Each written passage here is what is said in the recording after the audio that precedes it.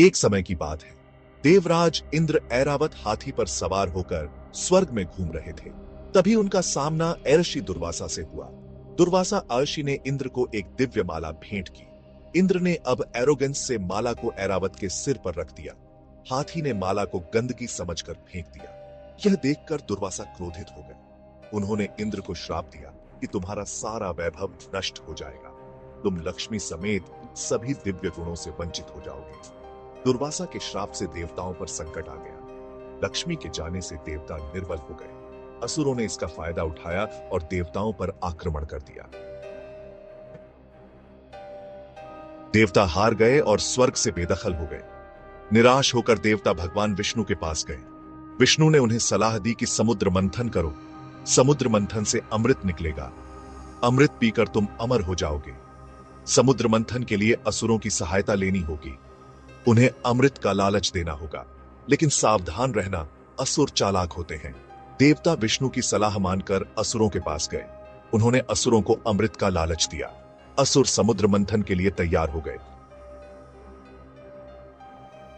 समुद्र मंथन के लिए मंदराचल पर्वत को मथनी और वासुकी नाग को रस्सी बनाया गया। देवता नाग के फन की तरफ और असुर पूंछ की तरफ हो गए। समुद्र मंथन शुरू हुआ। मंदराचल पर्वत समुद्र में डूबने लगा। तब भगवान विष्णु ने कच्छप का रूप धारण किया और पर्वत को अपने कवच पर धारण किया। समुद्र मंथन से सबसे पहले हलाहल नामक विष निकला। यह विष इतना भयानक था कि सारा संसार जलकर भस्म हो सकता था। देवता और असुर डर गए। तब सभी ने भगवान शिव से प्रार्थना की। शिव ने सृष्टि की रक्षा के लिए हलाहल विष पी लिया। विष ने शिव का कंठ नीला कर दिया। हलाहल विष के बाद समुद्र से 14 रत्न निकले। इन रत्नों को देवता और असुरों में बांट लिया गया। अंत में धन्वंतरी अमृत कलश लेकर प्रकट हुए। असुर अमृत पर झपट पड़े। देवता और असुरों में युद्ध छिड़ गया। अंत में भगवान विष्णु ने मोहिनी रूप धारण किया और छल से असुरों को अमृत पीने से वंचित कर दिया। देवताओं ने अमृत पिया और अमर हो गए।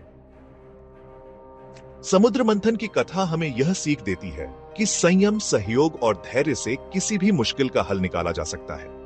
हमें कभी भी अभिमान नहीं करना चाहिए। हमें हमेशा दूसरों की मदद करनी चाहिए। बुराई पर अच्छाई की जीत होती है।